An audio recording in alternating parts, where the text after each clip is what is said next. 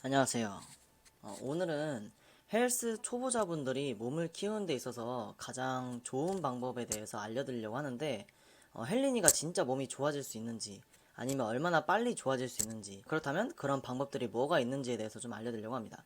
식단도 되게 요즘엔 유튜브를 보면 되게 다양하게 알려주고 있고, 운동법도 굉장히 보디빌더 선수분들이, 그리고 또는 뭐 올림피아 막 선수분들이 운동을 굉장히 많이 알려주고 있어요. 그러니까 그러다 보니까 정보가 너무 많아서 이제 요새는 좀 문제가 되는 것 같은데, 저 같은 경우도 보디빌더 운동법을 따라하기도 하고, 그 다음에 뭐 올림피아 선수분들의 운동법도 해보고, 식단도 되게 다양하게 성공했던 분들 걸 따라해보기 때문에 막 이게 맞다 저게 틀리다 막 이런 건 없는 것 같습니다. 제가 해본 결과 어느 정도 효과적이었던 운동 방법이나 식단법 이런 것들에 대해서 다양하게 좀 오늘은 다뤄보려고 하는데, 오늘 이 이야기의 중요한 점이 뭐냐면, 제가 이제 스스로 이 기준을 정했는데, 초보자분들이 들어도 이해가 돼야 되고, 초보자분들이 바로 듣자마자 바로바로 따라할 수 있어야 되는, 저는 그런 이제 운동하는 방법이라든지 식단에 대해서 좀 알려드리려고 합니다. 제가 그래서 혹시나 해서 헷갈릴까봐 적어놨는데, 오늘 같은 경우는 주제가 약물 없이 몸이 좋아질 수 있을까? 라는 주제입니다. 왜냐면은 대부분의 이제 일반 사람들이 이 운동을 보고 배울 때 유튜브로 많이 보고 배우는 경우가 많습니다. 아니면 뭐 동네 친한 형이나 아니면 뭐 군대에서 많이 배우겠죠?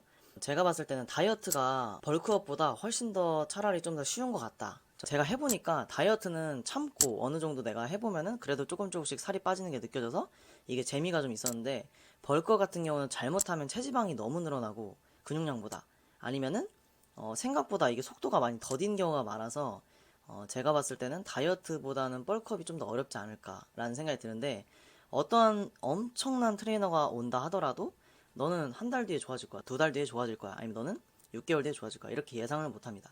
그렇기 때문에 제가 봤을 때 그 부분을 신경을 쓰지 말고 내가 꾸준히 먹으면서 잘 먹고 잘 운동하면은 누구나 어느 정도는 몸이 좋아지지 않을까라는 게 제 생각입니다.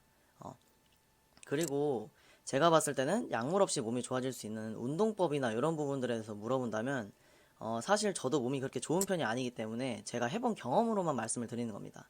저는 2분할이나 3분할법을 굉장히 좋아했는데, 사실 처음에는 2분할법을 많이 했다가 지금은 3분할 위주로 좀 많이 하고 있습니다. 그리고 또는 제가 부족하다고 생각되는 부분들로 그 주마다 제가 계속해서 바꾸는 것 같아요. 예를 들어서 제가 하체가 좀 많이 약하다 싶으면은 일주일에 2번에서 3번 정도를 합니다. 근데 그게 한 번 정도는 조금 빡세게 하고, 두 번째나 세 번째 정도에서는 스쿼트나 이런 부분 한두 개씩 넣고 그 다음에 상체 운동을 하는 편입니다. 그러면 주에 보통 2번에서 3번 정도를 하게 되는 거라서 발달에 조금 더 도움이 되었던 것 같습니다. 우선은 제가 봤을 때는 2분할이나 3분할이 굉장히 좋았는데, 개인적인 생각은 이 두 가지의 운동법을 사용하시면 좋을 것 같다 이런 느낌이고, 아니면 전신이나 이런 운동법도 나쁘지 않습니다. 왜냐면 이게 보디빌더 분들 같은 경우에 운동법을 제가 따라해 보면은 항상 월요일날 가슴, 뭐 화요일날 등, 뭐 수요일날 어깨, 팔 막 이런 식으로 하지만, 이게 일반인이 하기에는 생각보다 운동 루틴 자체가 굉장히 길어집니다. 가슴 월요일날 하면 다음에는 가슴을 목요일날 금요일날 해야 되는 거죠. 그거보다 꾸준히 자주 우선은 이 운동을 해주는 게 좋은데, 제가 봤을 땐 일주일에 2번 정도는 부위를 해줘야 좋지 않을까 싶습니다. 그리고 제 생각인데, 저는 오히려 근력을 키우는 운동들 위주로 했을 때 몸이 조금 더 빨리 좋아지지 않았나 싶습니다. 저도 정확하진 않지만 제가 레터럴 레이즈를 할 때보다 프레스 운동 계열을 할 때가 더 어깨 부분이 더 커지기도 했고 팔도 더 빨리 붙었고 그랬던 것 같습니다.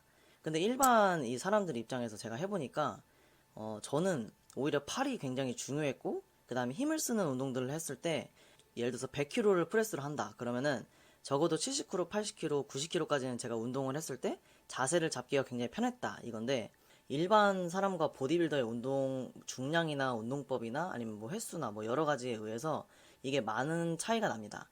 그래서 사실은 이걸 따라한다기보다는 참고해서 하는 게 좋은데, 문제는 뭐냐면 이분들이 이제 설명을 했을 때도 이런 운동들을 하면 몸이 좋아지기 때문에 한번 해보면 좋겠다, 아니면 이런 운동 꼭 해봐라, 여기는 필수다, 뭐 등등 하면서 이런 설명들을 합니다.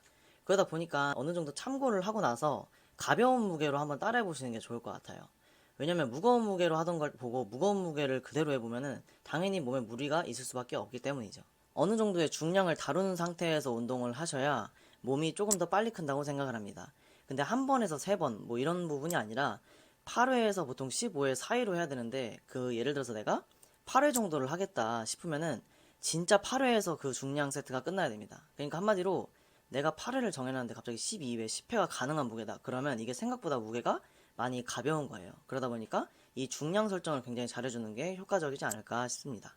그리고 제가 봤을 때는 몸을 키우는 데 있어서는 멘탈이 굉장히 중요한 것 같아요.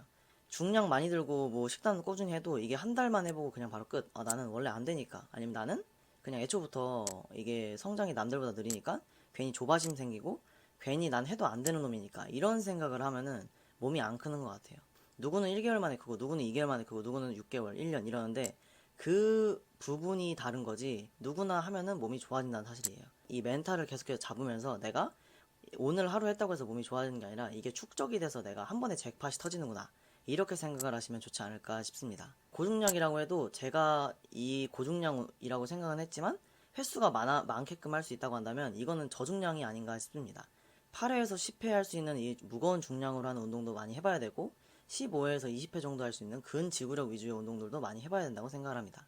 그리고 괜히 중량을 늘리는 게 아니에요. 뭐 저중량에서 뭐 운동을 해서 몸이 좋아진다. 뭐 아니면 중량을 너무 많이 늘리면 뭐 관절에 무리가 많이 간다. 이런 얘기를 했는데 제가 그런 거를 많이 본 것 같아요. 근데 제가 해보니까 주변에 운동하는 분들의 얘기를 들어보면은 어느 정도의 중량이 있는 게 조금은 몸이 더 빨리 큰다고 얘기를 해요.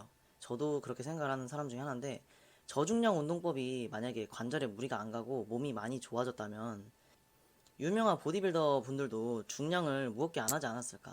그러니까 중량을 그냥 가볍게 해서 한 그냥 50개, 100개 때려버리고 그냥 바로 끝내면 되는데 그게 사실 그렇게 안 해요.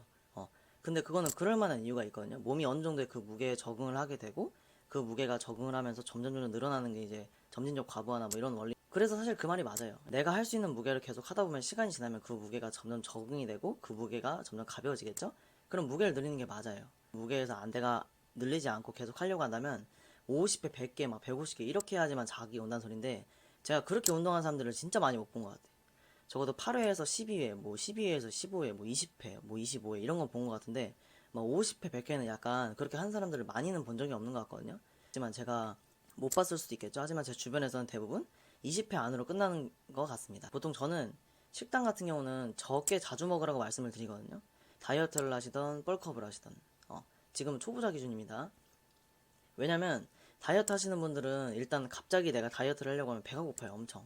물론 의지가 엄청나게 많으시고 그러면 상관없는데 아침에 먹고 점심에 먹어야 되는데 점심에 그 중에 간식을 먹는다든지 아니면 점심과 저녁 그 중간에 간식을 먹는다든지 이런 경우가 있어요. 밥을 어느 정도 먹어도. 왜냐면 다이어트를 하는 분들은 일단 애초에 식사량을 적게 설정을 하거든요. 이런 자세한 얘기들은 좀 다음에 제가 다루도록 하겠습니다. 근데 아침, 점심, 저녁 그 다음 한 끼를 더 먹어서 네 끼를 먹지만 실제로는 내가 칼로리를 낮고 열량을 낮은 음식들을 많이 먹으면 어느 정도 다이어트에 된다는 소리예요. 근데 대부분 다이어트를 하시는 분들의 식단을 제가 들어보면은 아침은 굶어요. 점심도 조금밖에 안 먹는데 근데 저녁에 많이 먹는데 배가 많이 나와요. 그리고 살도 많이 쪄.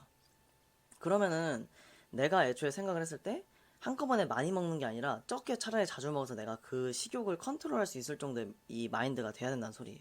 제가 봤을 때는 그 마인드가 이 다이어트에 결정적으로 도움이 많이 되는 것 같아요. 다이어트 할 때는 보통 이제 조금씩 자주 먹는 게 차라리 낫다. 그리고 벌크업 하시는 분들은 대부분은 보면은 이 식욕이 많이 없으신 분들이 많아요. 몇 개 안 먹었는데 배부르고 막 이런 경우가 많거든요. 이런 분들은 마찬가지로 한꺼번에 뭔가 많이 먹으려고 하면 안 되고 내가 아침에 많이 먹어버리면은 점심 저녁에 적게 먹는 경우가 많거나 아니면 아침을 거르고 점심을 먹었을 때는 오후랑 저녁을 같이 내가 먹어줘야 돼요. 그러니까 벌크업을 하시는 분들은 끼니수가 다이어트 하시는 분들보다 더 많아야 돼요. 그러니까 다이어트 하시는 분들은 제가 봤을 때는 3끼에서 4끼 정도 드시는 게 좋고 근데 벌크업 하시는 분들은 4끼 이상은 무조건 먹어야 되는데 그게 안 되면 3끼 정도 이상은 무조건 먹어야 돼요. 2끼로는 웬만하면 몸이 커지기가 좀 어렵습니다. 제가 해보니까.